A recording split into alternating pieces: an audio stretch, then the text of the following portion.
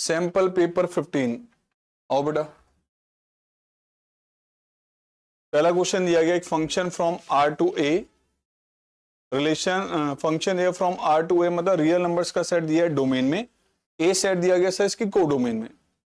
Function is F X X square minus 2x plus 2 is onto. कह रहा है ये फंक्शन ऑन टू है। ऑन टू है तो आपको पता है उसकी डेफिनेशन क्या होती है कि कोडोमेन और रेंज दोनों सेम होते हैं, यानी कि अगर ए सेट आपके पास जो ये कोडोमेन है ये ही रेंज भी होगा, क्योंकि कह रहा फंक्शन ऑन टू है।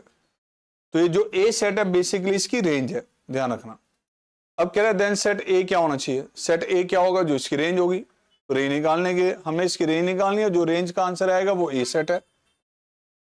तो प्यारे बच्चों, फंक्शन जो आपको दिया गया वो है आपका x square minus 2x plus 2। Range निकालने के लिए क्योंकि क्वाड्रेटिक है हम परफेक्ट स्क्वायर कंप्लीट कर सकते हैं। y आगे बढ़ा x माइनस 1 का होल स्क्वायर प्लस में 1। ठीक है जी। अब बताइए परफेक्ट स्क्वायर की वैल्यू ऑलवेज क्या आएगी, x माइनस 1 का होल स्क्वायर पॉजिटिव ही होगा। 1 ऐड करें बोथ साइड, तो 1 ऐड किया बेटा दोनों side, this is y, y की वैल्यू 1 या 1 से ग्रेटर अप टू इंफिनिटी। कौन सा ऑप्शन हो गया, बी हो गया बच्चों, B option is correct. Question में कर दिया थोड़ा चेंज क्या कर दिया, यहां आर नहीं दिया, यहां कुछ और दे दिया, तो रेंज फिर उसके अकॉर्डिंग निकालनी पड़ेगी, रेंज फिर हमें उसके अकॉर्डिंग निकालनी पड़ेगी। मान लो यहां देता है कि यहां पर जो रियल नंबर की जगह आपको देता है, फॉर एग्जांपल ये वाला जो सेट है इसको चेंज करके देता है कि सर 5 इंफिनिटी है, सपोज ये दे दिया 1 मिनट के लिए, तो x की वैल्यू 5 से ग्रेटर, वो क्वेश्चन में कह रहा है सर x की जो वैल्यू है 5 से ग्रेटर होगी, तो हमें इसकी वैल्यू चेक करनी है ये कहां से कहां तक होगी, फिर x माइनस 1 की वैल्यू कहां से कहां तक होगी, 4 से ग्रेटर। और अगर ये वैल्यू 4 से ग्रेटर है तो x माइनस 1 का स्क्वायर किससे ग्रेटर आएगा, 16 से। फिर ऐड किया आपने 1 बोथ साइड, तो x माइनस 1 का होल स्क्वायर प्लस 1 किससे ग्रेटर आएगा, दिस इज y, y की वैल्यू किससे ग्रेटर 17। एक ऑप्शन में ये भी लिखा था और एक ऑप्शन में 17 इंफिनिटी भी लिखा था। बच्चे करके आ गए ये, क्योंकि रटा यही हुआ है, उन्होंने ध्यान दिया ही नहीं कि सर डोमेन क्या थी। सारी कैलकुलेशन डोमेन पे डिपेंड करती है। ओके, समझ रहे हैं कहां चेंज हो सकता है। तो फिलहाल ये क्वेश्चन में ऐसा नहीं था, अब इसको रट के मत बैठ जाना, ठीक है। आ जाओ अगला question, this be a skew symmetric matrix of order 3/3। कह रहा है सर ये जो मैट्रिक्स आपको दी गई है ए मैट्रिक्स, सर 3/3 ऑर्डर की स्क्यू सिमेट्रिक मैट्रिक्स है। अब स्क्यू सिमेट्रिक मैट्रिक्स की डेफिनेशन क्या होती है सर, ए ट्रांसपोज क्या होता है, यानी सर ए आई जे का ट्रांसपोज अगर हम ले लें तो that will be equal to negative of, इसका ट्रांसपोज लिया तो ए जे आई हो गया ये नेगेटिव ऑफ, तो हर एक एलिमेंट पे ये डेफिनेशन लगती है, यानी सर A12 किसके इक्वल होगा, माइनस A21, A23 किसके इक्वल होगा। अब क्वेश्चन में क्या निकालने को कह रहे सर, आपसे क्वेश्चन में ये कहा गया sir A12 plus A21, A23 plus A32, ये बताइए सर। तो A12 किसके इक्वल है हमारे पास, ये दोनों का सम कितना होगा सर 0, इन दोनों का सम कितना होगा, answer is option D is correct.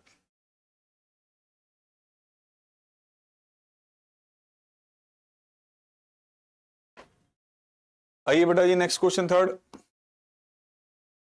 A B A square matrix of order 3/3 order की एक स्क्वायर मैट्रिक्स दी गई है, determinant A is equal to -2, then adjoint of 3a। एक ऐसा क्वेश्चन है ये, इस तरह के क्वेश्चन तो पक्का एग्जाम में कोई ना कोई बन के आना ही है, ध्यान रखना।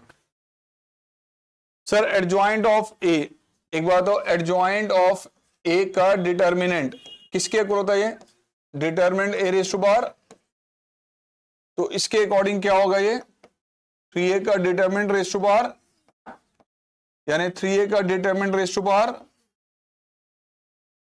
राइट। अब इसमें से कोई भी कांस्टेंट वैल्यू अगर हम बाहर लेंगे, कोई भी कांस्टेंट वैल्यू बाहर लेंगे तो सर उसकी बाहर क्या होगा, n 3⁻³ कितना आ गया ये 3⁻6 डिटरमिनेंट ए का, डिटरमिनेंट ए की वैल्यू कितनी थी -2, ये आ गया 729 एंड -2 का स्क्वायर 729 इंटू 4 कितना आ गया 2916। Option D is correct.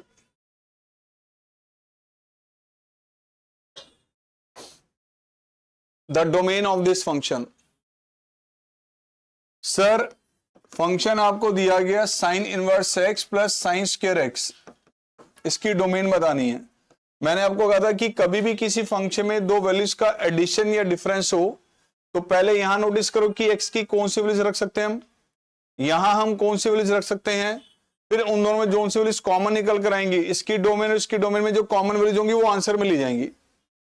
Sir sine inverse x में एक्स की वैल्यू कहां से कहां तक होती है -1 to 1, और साइन स्क्वायर एक्स में एक्स क्या रख सकते हैं हम सब, ऑल रियल नंबर्स। अब इन दोनों में कॉमन वैल्यूज कौन सी हैं, कौन सी है -1, 1। Option D is correct, option D is correct.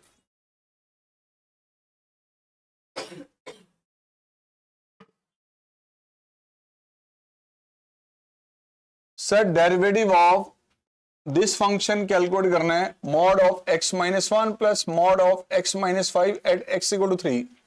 क्या 3 इसकी क्रिटिकल वैल्यू है, नहीं सर क्रिटिकल वैल्यू नहीं है। तो 3 पे अगर मुझे इस फंक्शन को डिफाइन करके लिखना हो तो मैं क्या लिखूंगा 3 पे, 3 पे फंक्शन क्या होगा, रीडिफाइन करो मतलब मॉड हटाओ, 3 यहां रिप्लेस करें तो वैल्यू पॉजिटिव आ रही है नेगेटिव, पॉजिटिव, और यहां पे सर ये तो नेगेटिव आ रही है तो इसलिए इसका साइन एड लेस करो, क्या आ रहा है ये। सर इस पॉइंट पर जो फंक्शन बन रहा है ये कांस्टेंट फंक्शन है, और सर इसका डेरिवेटिव क्या होगा फिर, तो f'3 की वैल्यू 3 पे डेरिवेटिव क्या होगा सर 0 होगा।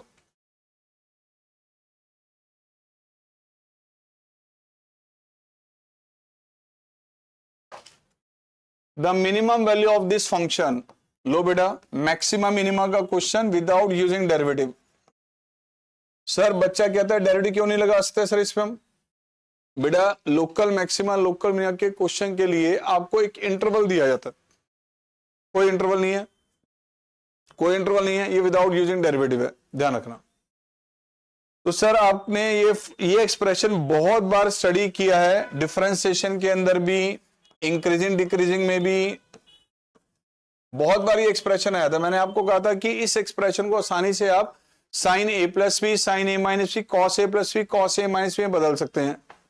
क्या स्टेप लेते थे इसके लिए हम, a² plus b² under the root से मल्टीप्लाई डिवाइड करके। तो सर ये आपके पास a है और सर ये आपके पास b है, तो a² plus b² under the root से किया आपने मल्टीप्लाई डिवाइड, तो सर फंक्शन में क्या चेंज आएगा, 5 से किया मल्टीप्लाई डिवाइड, 5 से किया मल्टीप्लाई डिवाइड। अब बताओ बेटा साइन के कॉस के ये जो कोफिशिएंट है आपको पता है कि ये वैल्यूज बेसिकली साइन कॉस से ही कनेक्टेड होती है। अगर इसको आप साइन एज्यूम करेंगे तो ये वैल्यू कॉस की है, इसको कॉस एज्यूम करेंगे तो वैल्यू साइन की है। आप 3/5 को अगर यहां पे सर 3/5 को अगर हम यहां पे मान लें, let 3/5 that is equal to cos alpha, तो प्यारे बच्चों ये वैल्यू आपको पता है किसकी आएगी, फिर साइन अल्फा की वैल्यू फिर हमारे पास आएगी 1 minus cos square under the root, यानी 1 माइनस 3/5 का स्क्वायर अंडर द रूट। प्यारे बच्चों ये वैल्यू आ गई 4/5। तो ये फंक्शन बदल गया आपका f(x), sir 5 time cos alpha sine x sine alpha cos x, sine A cos B plus cos A sine B, sine of a plus B अब बताओ बेटा, ये साइन थीटा की वैल्यू को जरा नोटिस करें। साइन थीटा की value कहां से कहां तक होती है? साइन थीटा की वैल्यू होती है बेटा -1 से 1 के बिटवीन। साइन थीटा -1 से 1 के बिटवीन लाई करता है। फंक्शन की रेंज निकालने के लिए आपने 5 से किया मल्टीप्लाई, 5 से किया सर मल्टीप्लाई। बताओ फंक्शन की वैल्यू कहां से लेके कहां तक है? अब -5 to 5। मिनिमम वैल्यू क्या है? मैक्सिमम। तो मिनिमम वैल्यू पूछा था आपसे, मिनिमम वैल्यू आपके पास आ गई सर -5।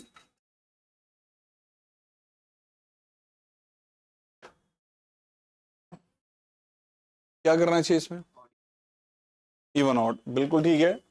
-a to a का केस आपको दिया गया है, -1/4 से लेके 1/4। सर x को यहां पे -x से रिप्लेस करेंगे तो क्या फंक्शन में चेंज आएगा? नहीं आएगा। This function is even function, क्योंकि f ऑफ -x यहां पर किसके इक्वल है? अब फंक्शन अगर ये इवन है तो क्या करेंगे इसमें हम? 2 टाइम्स 0 से लेके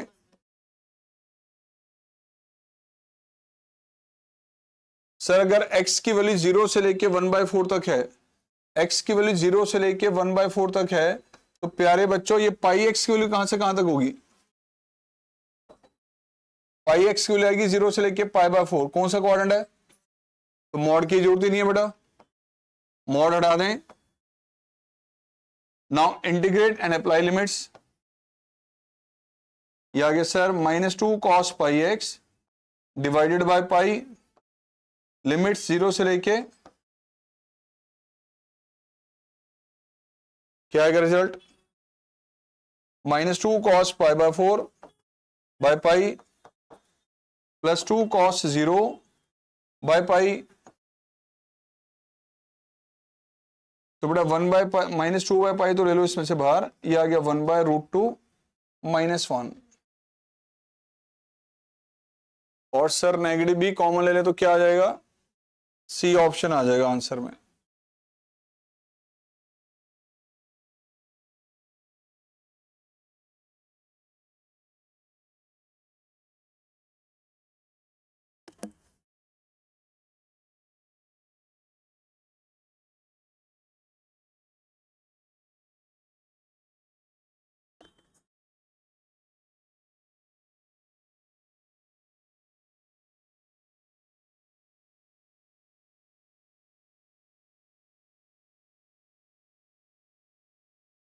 the angle between vector A and vector B, अगर ए डॉट बी है 3 के इक्वल और ए क्रॉस बी का मैग्नीट्यूड 3√3 दिया हुआ।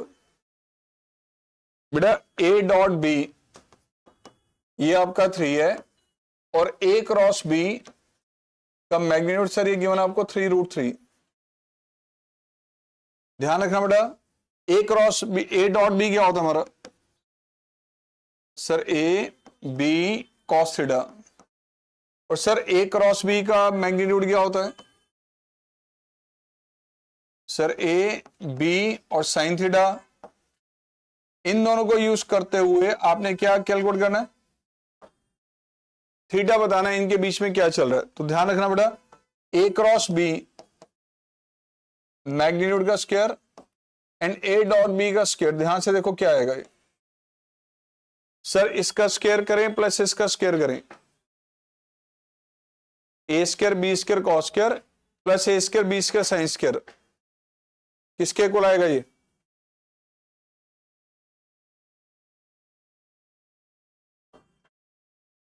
ये होता है ना हमारे पास। दूसरा ये बताओ, ए डॉट बी अगर आपके पास ये है, ए क्रॉस बी ये है, and this divided by this अगर हम कर दें, सर इसको इससे डिवाइड कर दें, ए क्रॉस बी के मैग्नीट्यूड को डिवाइड कर दें ए डॉट बी से, तो क्या आएगा? दिस डिवाइडेड बाय दिस क्या आएगा? थीटा निकालना ना, रख दो दोनों की वैल्यू। ए डॉट बी ये रहा, ए क्रॉस बी ये रहा।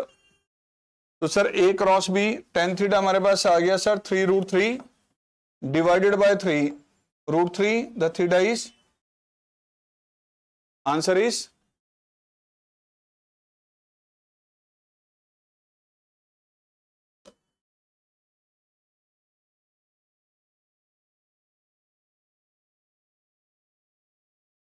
आ जाओ बेटा अगला क्वेश्चन।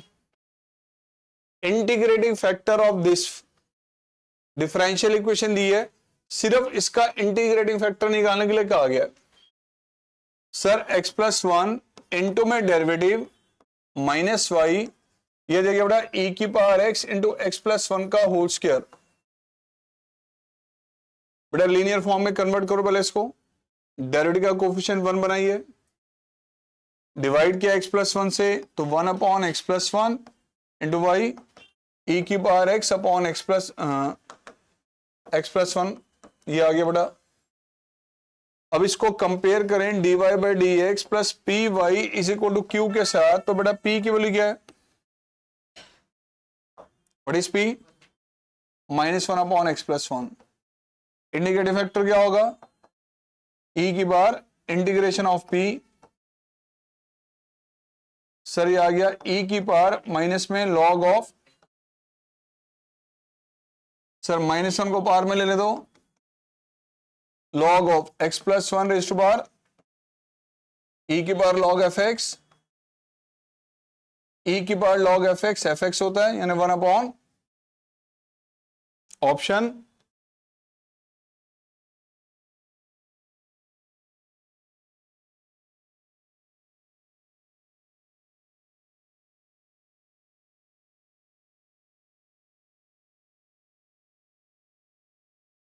लो बेटा जी।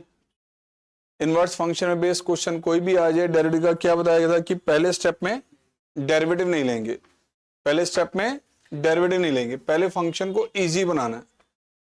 तो सर ये फंक्शन में ध्यान से देखो, एक प्रॉपर्टी बनी हुई है पहले से, sir x minus Y 1 plus, इसको लिख सकते हैं 3 इंटू में 2x, times x minus Y 1 plus X Y, this is times x minus times y। अब ले लो डेरिवेटिव, डिफरेंशिएट करेंगे तो क्या होगा, कांस्टेंट का डेरिवेटिव टाइम वर्स x का 1/1 प्लस एक्स स्क्वायर इंटू में derivative of this as per chain rule, तो -2/1 प्लस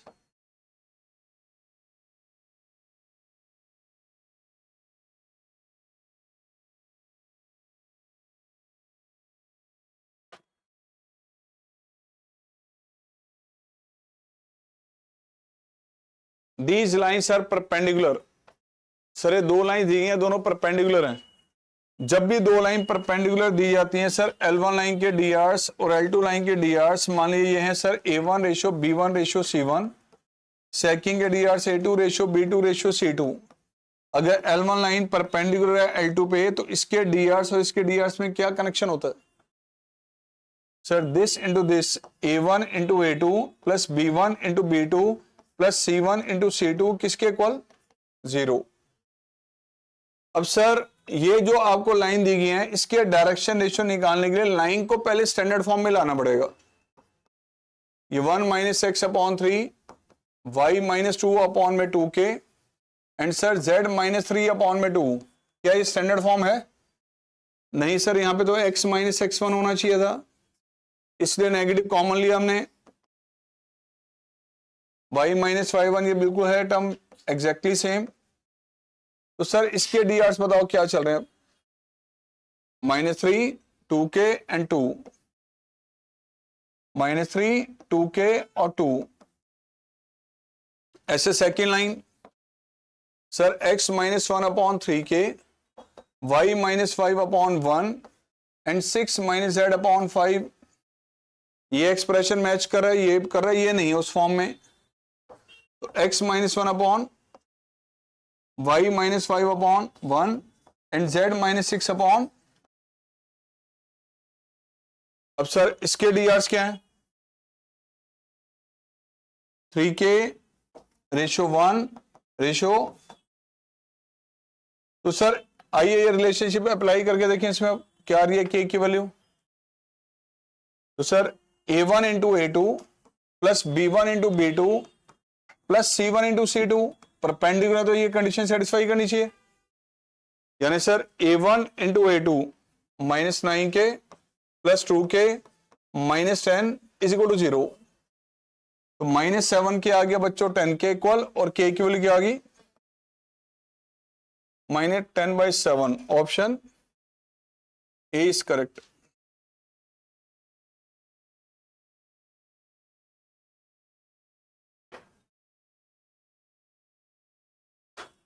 बताओ जी क्या करना चाहिए सर? इंटीग्रल दिया गया आपको 1/cos² into cos² of 1 + log x into में दिया गया सर 1/x। इसको हम लिख सकते हैं सर इंटीग्रेशन ऑफ sec², और इसका जो एंगल है उसका डेरिवेटिव यहां दिया हुआ है, तो ठीक इसको एज्यूम करेंगे हम, 1 + log x को t मान लिया, एंड डेरिवेटिव आ गया बेटा 1/x एंड dx। तो sec² t जिसका इंटीग्रेशन क्या होगा 10t मीन्स 10 ऑफ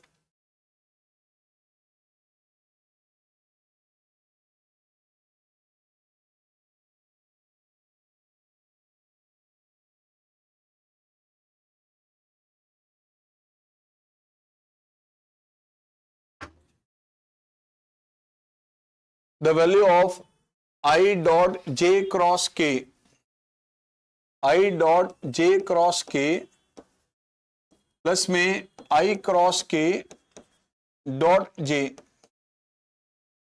बेटा j क्रॉस k किसके इक्वल होता है सर? ये तो I, और I क्रॉस k क्या होता है -j। I डॉट I 1 आ जाएगा, ये भी 1 आ जाएगा बेटा, 1 - 1। Option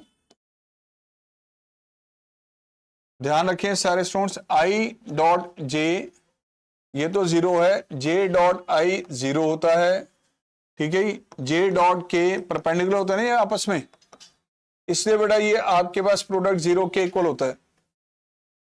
I dot k 0, k dot I sir ये भी 0, लेकिन सर ये कंडीशन ध्यान रखना, I क्रॉस j ये होता है k, j cross k sir ये होता है I, and k cross I sir ये होता है j कैप। साइक्लिक ऑर्डर में बताया गया था इसको मैंने, I cap, j cap, k cap. Cyclic order में चलेंगे बेटा, ध्यान रखना ये, अगर मैं इन दोनों को मल्टीप्लाई करूंगा तो सर k कैप आएगा, k को I से करेंगे तो सर j कैप आएगा, रिवर्स चलेंगे तो क्या होगा साइन बदल जाते हैं।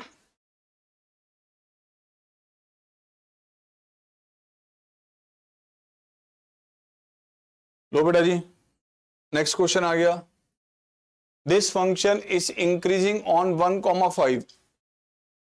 प्यारे बच्चों 3x² - ax + b, this is increasing on 1,5 interval. अब a की वैल्यू किन लिमिट्स में लाई करिए बताना है। इंक्रीजिंग है तो इसका मतलब डेरिवेटिव क्या होना चाहिए,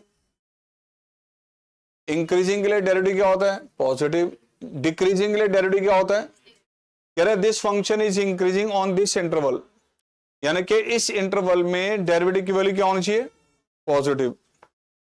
आइए जरा चेक करें बेटा, डेरिवेटिव लिया आपने 6x - a, ठीक है जी, 6x - a, x की वैल्यू आपको बताएगी बेटा, x belongs to 1,5 interval, x जो है इस इंटरवल में लाई कर रहा है, यानी x की वैल्यू सर 1 से लेके 5 के बिटवीन है, 1 से लेके 5 के बिटवीन लाई कर रही है। तो डेरिवेटिव की वैल्यू कहां से लेके कहां तक होगी ये नोटिस करना है पहले। 6x - a अगर हम यहां बनाएं तो सर 6 से किया मल्टीप्लाई, 6 से मल्टीप्लाई किया, लेस किया सब में a लेस किया बेटा।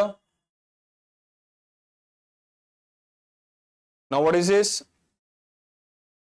6 - a, डेरिवेटिव की वैल्यू जरा ध्यान से देखें सर, कहां से लेके कहां तक है, कह रहे फंक्शन इंक्रीजिंग है तो सर डेरिवेटिव क्या होना चाहिए पॉजिटिव, डेरिवेटिव क्या होना चाहिए पॉजिटिव वैल्यू हमारे पास डेरिवेटिव की होनी चाहिए, और पॉजिटिव वैल्यू किससे बड़ी होती है 0 से ग्रेटर, ये बच्चों के माइंड में स्टोर कर जाता है 0 से ग्रेटर, नहीं सर 1 से ग्रेटर भी पॉजिटिव है, 5 से ग्रेटर भी पॉजिटिव है, 12 से ग्रेटर भी पॉजिटिव है। पॉजिटिवली कहां से स्टार्ट होती है? स्टार्ट 0 से होती है। 0 से ग्रेटर होंगी ये जरूरी नहीं है, 5 से ग्रेटर, 10 से ग्रेटर, 12 से ग्रेटर, किसी से भी होती है। ये डेरिवेटिव अगर इंक्रीजिंग है तो ये होना चाहिए पॉजिटिव। 6 माइनस ए की वैल्यू क्या हो सकती है उसके लिए? पॉजिटिव तो 0 से बड़ा होना चाहिए। डेरिवेटिव पॉजिटिव है तो किससे ग्रेटर होगा? 0 से ग्रेटर। तो सर ये डेरिवेटिव यानी ये टर्म क्या होनी चाहिए? 0। क्या 0 ही होनी चाहिए? नहीं, ये 10 भी हो सकती है, ये 12 भी हो सकती है, 15 भी हो सकती है, उससे अगर बड़ा है डेरिवेटिव तो वो पॉजिटिव ही आएगा। तो 6 माइनस ए की जो वैल्यू है मिनिमम टू मिनिमम क्या होगी? 0। उससे बड़ी भी हो सकती है कोई वैल्यू। तो 6 माइनस ए की वैल्यू क्या होनी चाहिए? मिनिमम 0 या 0 से ग्रेटर। ये वैल्यू अगर मान लो 10 है, ये 12 है या 15 है और उससे बड़ा है डेरिवेटिव तो पॉजिटिव ही आएगा।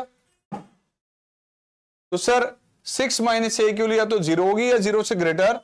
इसका मतलब ए क्या होगा सर? 6 से लेस देन।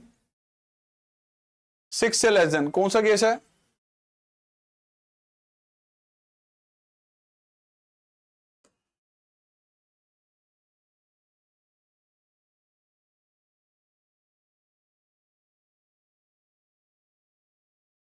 करना नोट लो।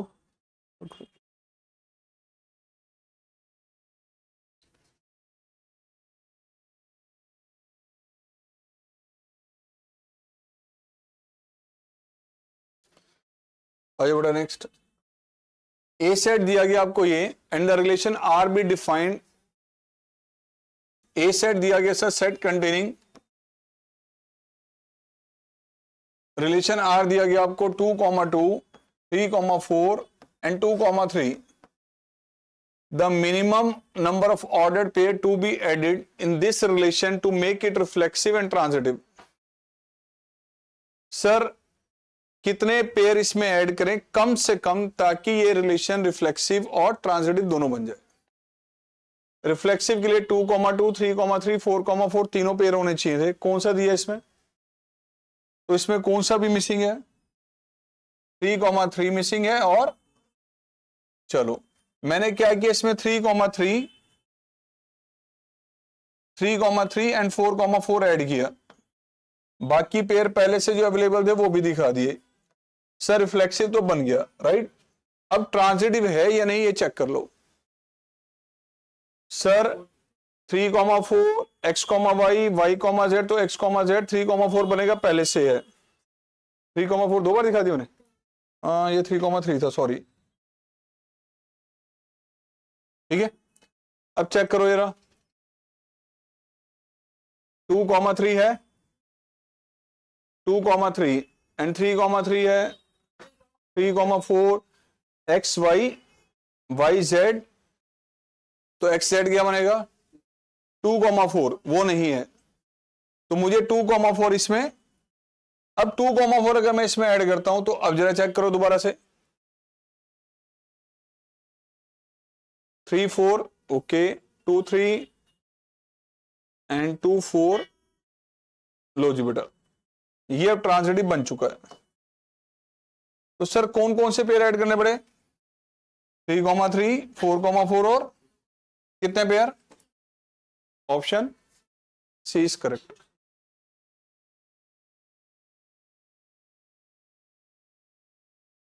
इसकी वैल्यू तो कोई भी बता देगा सॉल्व करके, बड़ा सिंपल सा क्वेश्चन है ये।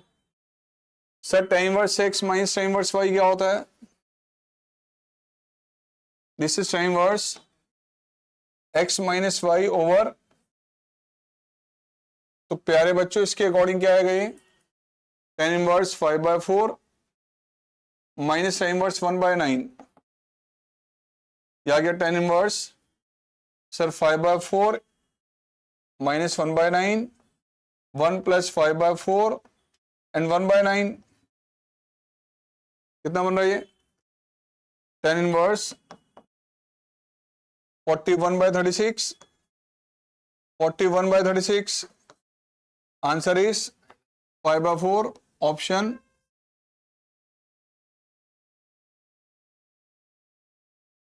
प्रोबेबिलिटी का क्वेश्चन, वैसे तो ये ऐसे क्वेश्चन हमारे पास 12th में भी आते हैं, ये 11th में भी आते हैं, इस तरह की वैरायटी के हैं ये। क्या कहा गया इसमें? The letter of the word society are placed at random in a row. Sir society के लेटर्स को आपने हमारे पास रैंडमली अरेंज किया। The probability that 3 vowels come together, इसके चांस निकालें कि तीनों वॉवल एक साथ आए, उसकी प्रोबेबिलिटी क्या होगी? तो सर इसको अरेंज करके टोटल वर्ड्स कितने बन सकते हैं, पहले ये चेक करना है। उसके बाद चेक करना है उनमें से कितने ही केस ऐसे हैं जिससे तीनों वॉवल एक साथ हो सकते हैं, वो फेवरेबल आउटकम हो जाएंगे। क्या कोई लेटर रिपीट कर रहा है इसमें? अगर लेटर रिपीट करता था तो उनके अरेंजमेंट में उतने फैक्टोरियल से डिवाइड किया था, ये आपको पता है। एनपीआर का फॉर्मूला ये बताता है कि एन में से आर आइटम्स को आर प्लेसेस पे कितने वे से हम अरेंज कर सकते हैं। अब आपके पास सर कितने लेटर चल रहे हैं? 7। टोटल वर्ड्स कितने बनेंगे अगर मैं इनको अरेंज करता हूं तो? Total words out of 7 to be arrange on 7 places. इनमें कोई रिपीट नहीं कर रहा, अगर रिपीट कर रहा होता जितने टाइम तो उतने फैक्टोरियल से डिवाइड करते हम। फिलहाल 7 फैक्टोरियल यानी 5040 वर्ड्स इतने टोटल बनेंगे। ये तो आगे सैंपल स्पेस में काउंटिंग में इतने वर्ड्स, उनमें से अब फेवरेबल कितने हैं? फेवरेबल का मतलब कितने केस हैं जिसमें तीनों वॉवल एक साथ आ सकते हैं? फेवरेबल केसेस जिसमें तीनों वॉवल एक साथ आ सकते हैं बेटा, कौन कौन से वॉवल्स हैं तीनों? ओ, आई और ई। ऐसे वर्ड कितने बनेंगे जिसमें तीनों का ग्रुप एक साथ दिखे, इनके बीच में कोई कॉन्सोनेंट ना हो? तो सर इन तीनों को आपने लॉक लगा के एक सिंगल लेटर एज्यूम कर लिया मान लो। बाकी कौन से लेटर बचे इसके अलावा? टी, वाई, सी और एस, इन तीनों को बंडल बना के एक सिंगल लेटर एक्स एज्यूम कर लिया। अब आपके सामने सिर्फ 5 लेटर अवेलेबल है, ये 3 नहीं है, ये इन तीनों को एक मान लिया, बाकी 4 लेटर और थे। अभी 5 लेटर जैसे मर्जी आगे पीछे रेंज करे, जहां पर भी एक्स जाएगा तीनों का ग्रुप एक साथ जाएगा। कितने लेटर हैं अब? तो वर्ड्स कितने बनेंगे इससे? Out of 5 to be arrange on 5 places. अब एक्स के अंदर जो 3 लेटर थे, ये तीनों भी तो आपस में प्लेस बदल सकते थे अपने। कितने में से? 3 लेटर हैं, 3 प्लेस से तीनों लेटर अरेंज किए। दिस इज 120 इंटू में 6, 720। बेटा आपने इन लेटर को अरेंज किया, मान लो एक वर्ड बन गया आपका टी, एक्स, वाई, सी और एस। एक्स के अंदर लेटर आपने माने थे ओ, आई, ई। सर ये ई, आई, ओ भी हो सकते थे, ये ई, ओ, आई भी हो सकते थे। पहले तो आपने इन 5 लेटर को आगे पीछे अरेंज किया था, कितने वैसे? 5p5। उसके बाद एक्स के अंदर ये 3 लेटर हैं चल रहे हैं, ये भी तो अपने प्लेस बदल सकते थे। कितने वैसे इनको अरेंज किया सकते हैं इन आपस में? इनको बेटा 3p3 वैसे। तो ये वो टोटल काउंटिंग में वर्ड्स हैं जिनमें तीनों वॉवल एक साथ आएंगे। टोटल वर्ड्स कितने थे? तो प्रोबेबिलिटी क्या होगी बेटा? Favourable outcome upon total outcome. The answer is 1/7। Option D is correct.